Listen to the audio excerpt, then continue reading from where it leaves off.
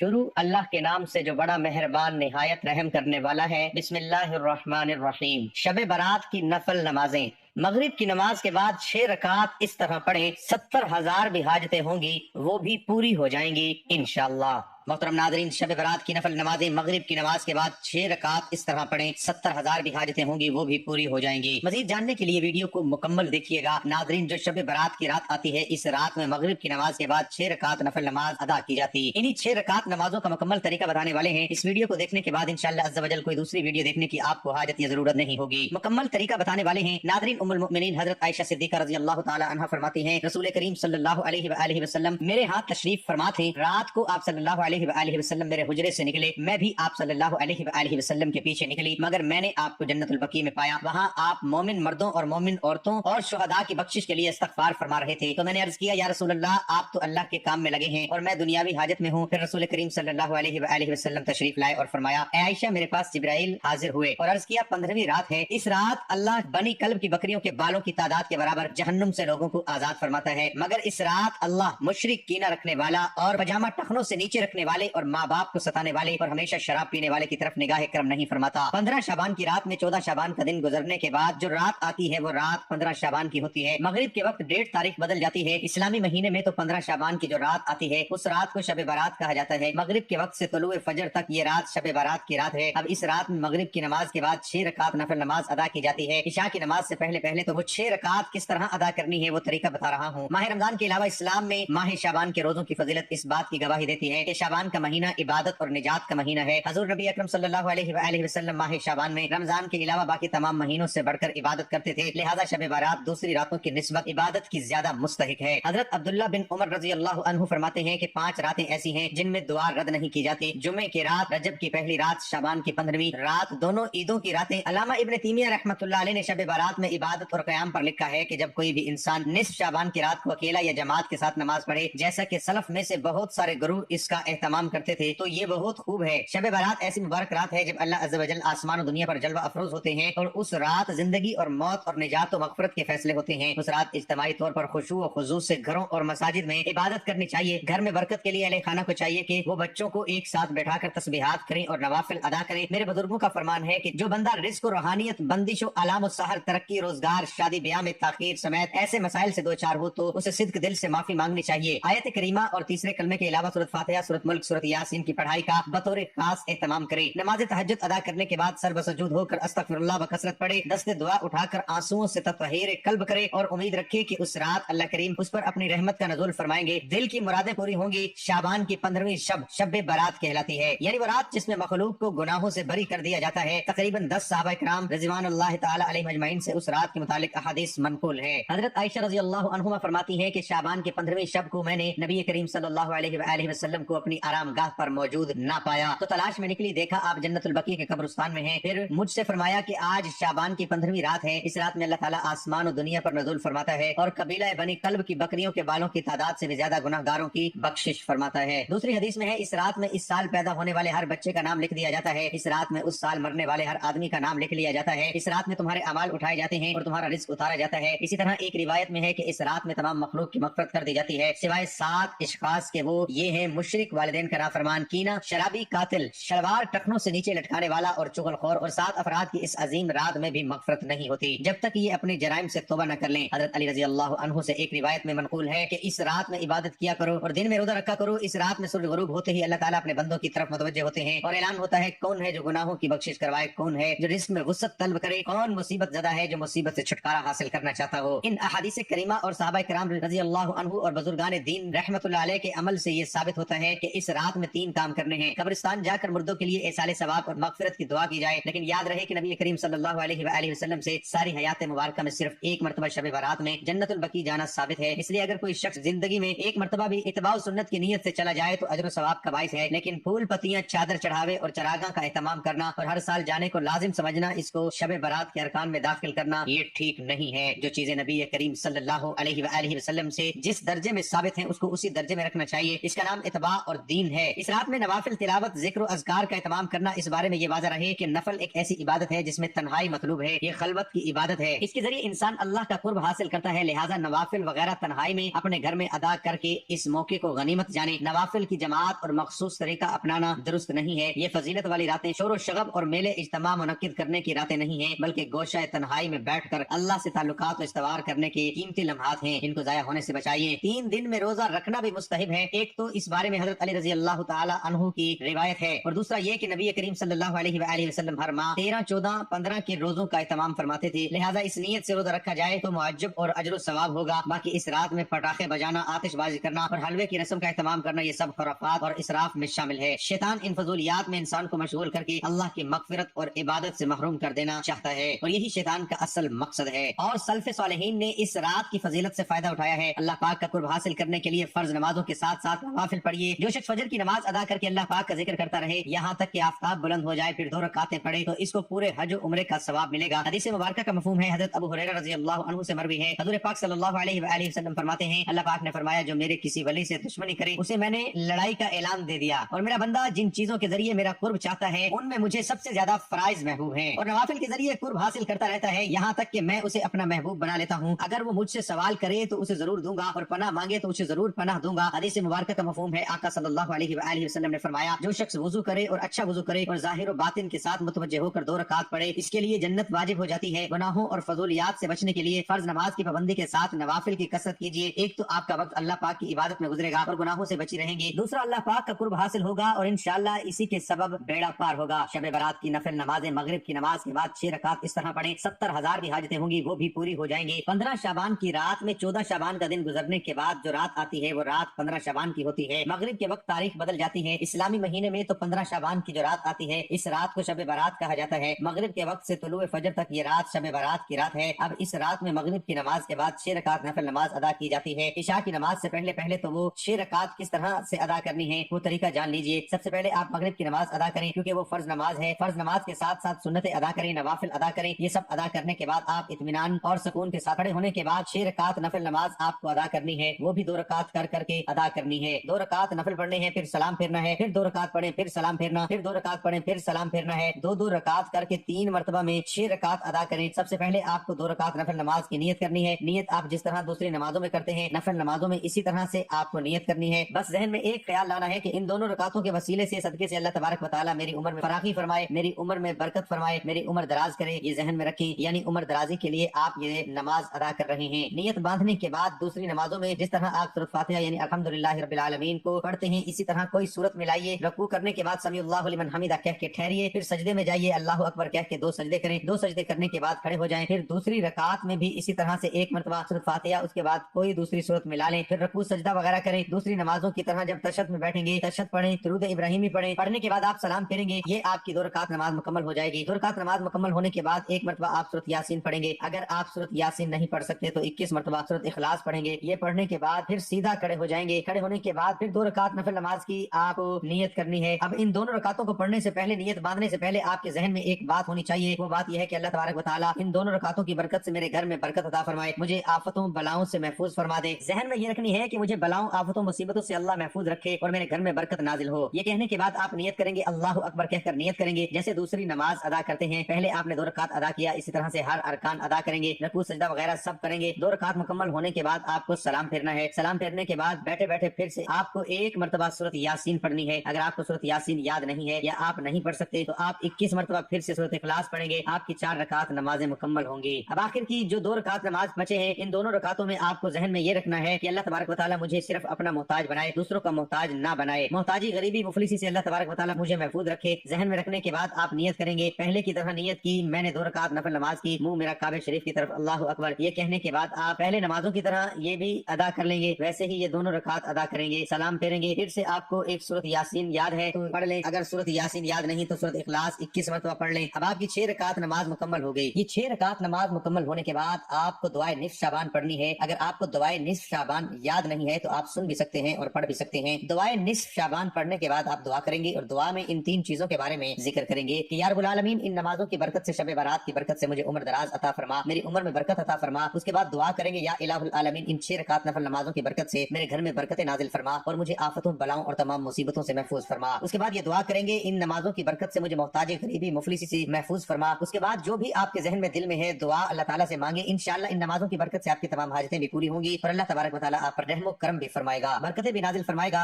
ए बीमारों को शिफा देने वाले, ए बादशाहों के बादशाह, ए अल्लाह हम तेरे गुनाहगार बंदे हैं, तेरे खताकार बंदे हैं, हमारे गुनाहों को माफ फरमा, हमारी खताओं को माफ फरमा। ए अल्लाह हम अपने अगले पिछले सगीरा कबीरा सभी गुनाहों खताओं और नाफरमानियों की माफी मांगते हैं। ए अल्लाह रब्बुल इज्जत हम अपने गुनाहों से तौबा करते हैं, हमारी तौबा कबूल फरमा।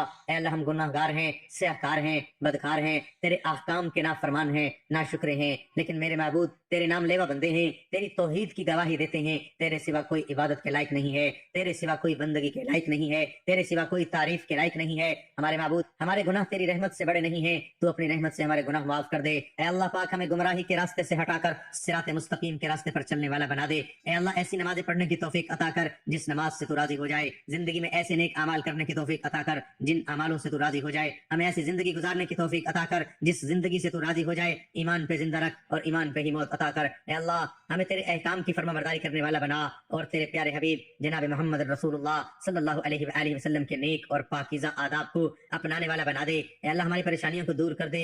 ए अल्लाह जो बीमार हैं इन्हें शिफाए कामिला अता फरमा। ए अल्लाह जो बे औलाद हैं इन्हें अपने खजानों में से नेक और साले औलाद अता फरमा। ए अल्लाह जिनके जो जो काम रुके हुए हैं वो पूरे कर दे। ए अल्लाह बिछड़े हुओं को मिला दे। ए अल्लाह शादीशुदा जोड़ों में मोहब्बत और खुलूस पैदा कर दे और उनकी जिंदगियों में बरकत डाल दे। ए अल्लाह तमाम लड़के और लड़कियों के नसीब अच्छे कर दे। ए अल्लाह जो कर्ज के बोझ तले दबे हुए हैं उनका कर्ज जल्द से जल्द अदा करवा दे। ए रब्बुल इज्जत शैतान से हमारी हिफाजत फरमा। ए अल्लाह हलाल रिज़्क कमाने की तौफीक अता फरमा। दुआ है कि अल्लाह ताला हमें इस रात इबादत करने की तौफीक अता फरमाए और अपनी बारगाह इलाही में मंजूर फरमाए। आमीन सुम्मा आमीन। नाज़रीन कमेंट बॉक्स में अल्लाह ताला के 99 नामों में से एक नाम जरूर टाइप करें।